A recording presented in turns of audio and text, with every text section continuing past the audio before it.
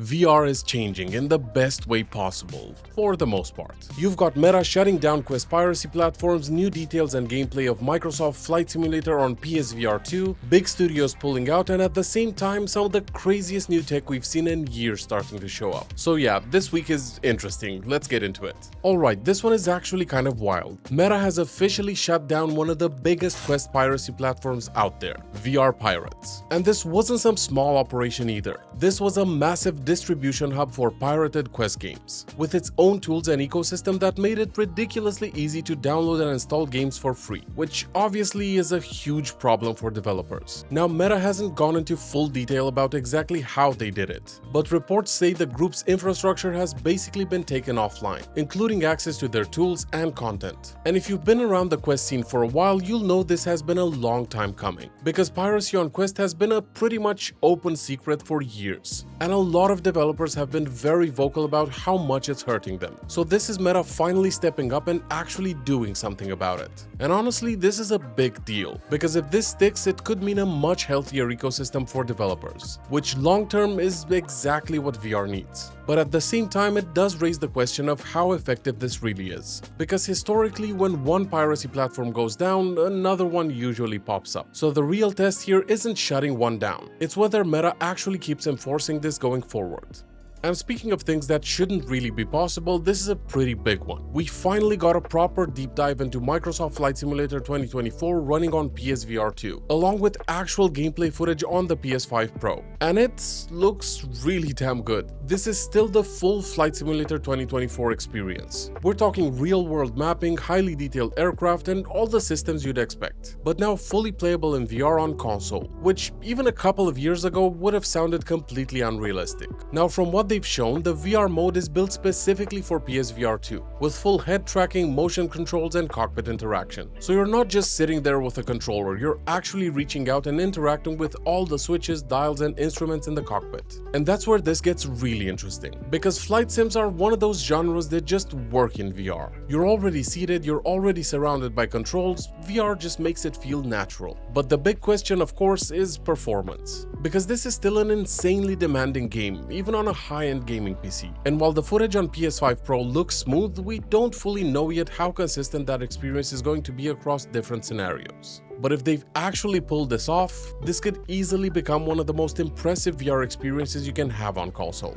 Alright, let's have a quick chat about a game I've been playing recently. And this segment's sponsored by LDLC VR Studio, and honestly, this one caught me off guard. I genuinely didn't expect to like it as much as I did. It's called TaVRn's Takedown. Basically a chaotic VR beat-em-up set in a number of different medieval taverns, where everything is a weapon. You're throwing mugs, smashing chairs, dodging punches, and it just turns into absolute madness. But the thing that got me, this game fights back. It's low-key a workout. There's different weapons, powers, and just constant hilarious moments. It's one of those games that's just easy to jump into and have fun with. If you want to check it out, I'll leave a link below. And I posted the short with the most ridiculous KO as part of a competition the developers are running. So go check it out for a chance to win a Quest 3S and game keys. Links in the description. Big thanks again to LDLC VR Studio for sponsoring this segment. Now back to the video. And yeah, not all of this week's news is great. Ubisoft is shutting down the studio behind Assassin's Creed Nexus VR, which is just plain sad, because Nexus was actually one of the more ambitious VR titles we've seen from a major publisher. This wasn't just a small experiment. It was a full Assassin's Creed experience built specifically for VR. And while it didn't exactly blow up commercially, a lot of people saw it as a sign that big studios were finally starting to take VR more seriously. But now, development at that studio has been ended, and it kind of reinforces a bigger pattern we've been seeing. Big publishers come into VR, try something ambitious, and if it doesn't immediately perform, they pull back just as quickly. Which is honestly one of the biggest challenges VR still has. Because without that long-term commitment, it's really hard to build momentum at the high end. So yeah, this one's a bit of a setback. But while some companies are pulling back, Meta is still pushing forward. They're now investing more into controllerless input, specifically using EMG, which basically reads electrical signals from your muscles to track movement. So instead of holding controllers, the idea is that you could just use your hands or even subtle finger movements, and the system picks it up directly from your body. And this isn't just a concept either. Meta has already been working on EMG wristbands for a while now, like the one used in the Meta Ray-Ban display glasses. And they're now expanding that research through new funding and partnerships, which tells you this is something they're taking seriously seriously. Because if this actually works well, this could completely change how we interact with VR and AR. No controllers, no cameras trying to guess your hand position, just direct input from your muscles. Now obviously this is still very much in the research phase when it comes to complex interactions, but it does show where Meta thinks things are going. Less friction, more natural interaction. And if they pull it off, that's a massive shift. And this next one is more of a what could have been. Apparently, PlayStation's Firesprite studio was at one point working on a Breaking Bad VR game. Yeah, that Breaking Bad.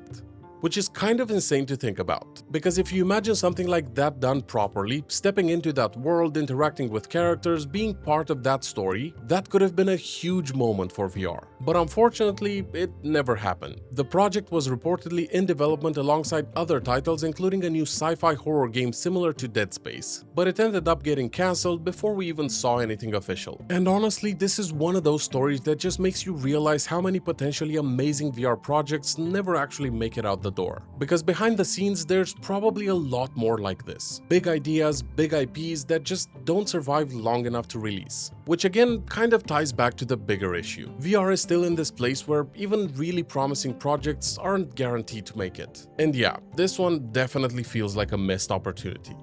And this next one might not be directly VR, but it absolutely matters for it. We're starting to see AI tools that can generate full 3D environments from just text prompts. So instead of spending weeks or months building out a world manually, you can describe what you want and it just creates it. We're talking entire scenes, layouts, assets, all generated automatically. And yeah, right now it's still early, but the progress is moving fast, which is where this gets really interesting for VR. Because one of the biggest bottlenecks in VR has always been content creation. It's expensive, it takes time, and it's hard to scale. But if tools like this actually mature, that barrier drops a lot. Suddenly building worlds, whether for flat games or VR, becomes way more accessible, which could mean more experiences, more experimentation, and just more stuff to actually do in VR. So yeah, this might not be a VR story yet, but it definitely feels like one of those things that's going to impact it sooner or later. VR feels like it's at a bit of a turning point right now. Some things are clearly moving forward fast, others are falling apart just as quickly. And it feels like the next year is gonna decide a lot. Whether VR really starts to take off or stays stuck in this weird in-between phase. Let me know which piece of VR news you think actually matters most, and I'll see you guys in the next one. Here's some suggestions of what to watch next until then. Cheers guys!